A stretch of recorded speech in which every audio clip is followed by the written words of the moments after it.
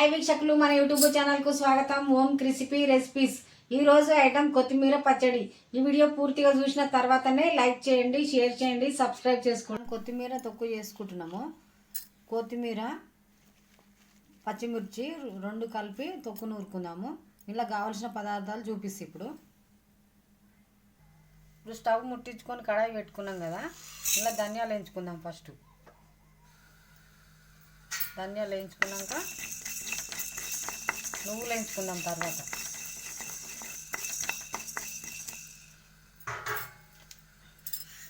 దీంట్లోనే నువ్వులు పోసుకుందాం.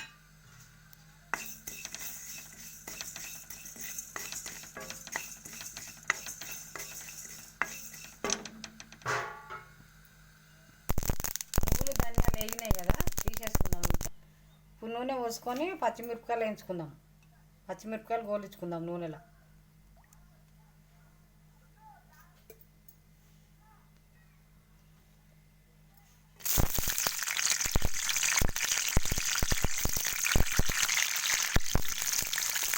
పచ్చిమిరపకాయలు మంచి గోలాలి.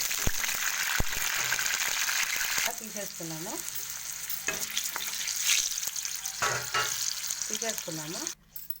ఒక 4-5 ఎండుమిరపకాయలు వేసుకొని గోలినాక దీంట్లోనే కొత్తిమీర వేసుకొని గోలించుకోవాలి.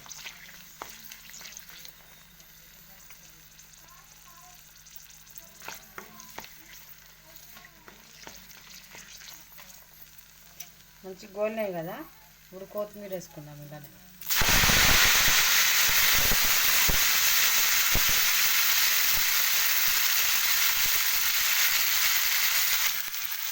ఇట్లా మంచిగా గోలించుకోవాలి, కలుపుకుండాలి, లేకపోతే మాడిపోతుంది.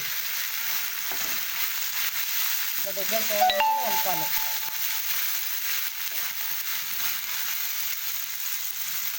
దీంట్లోనే కొంచెం మనం ఉప్పు వేసుకున్నాము.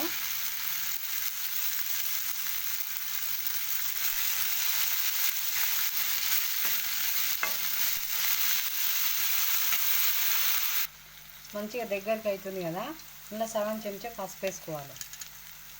సగం చెంచా అల్లం వెల్లిగడ్డ, ఇప్పుడే నూరుకున్న అల్లం వెల్లిగడ్డ వేసుకుంటే మంచిగా ఉంటుంది. కలిసేటట్టు మంచిగా కలుపుకొని దగ్గరికి అయినాక దించుకోవాలి. దీన్ని ఇంకా జర గోలాలి. ఇది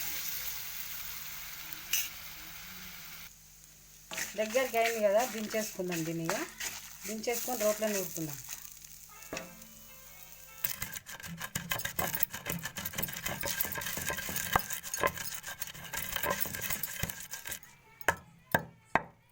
ఇప్పుడు కచ్చపక్కనే దంచుకున్నాక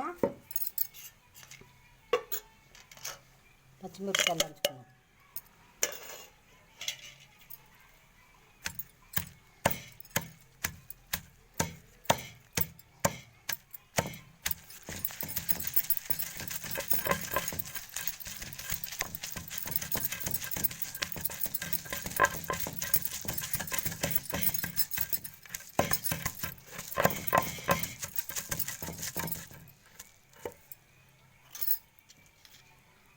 ఇప్పుడు కొత్తిమీర దంచుకున్నాం.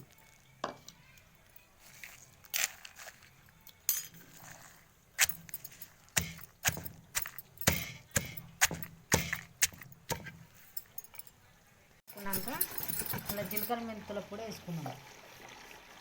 ఒక చెంచా జీలకర్ర మెంతుల పొడి,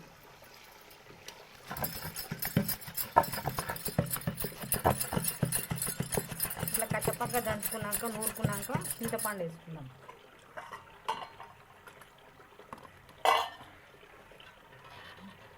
చటాకంతా చింతపండు నానేసుకొని నూరుకున్నాం.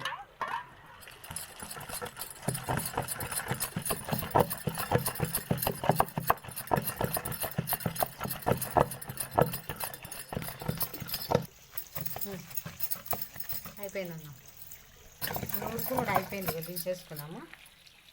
తీసేసుకున్నాం రోట్లోకి వెళ్ళి. ఇట్లనే సన్నగా నూరుకోవద్దు, కచ్చపక్కనే నూరుకోవాలి.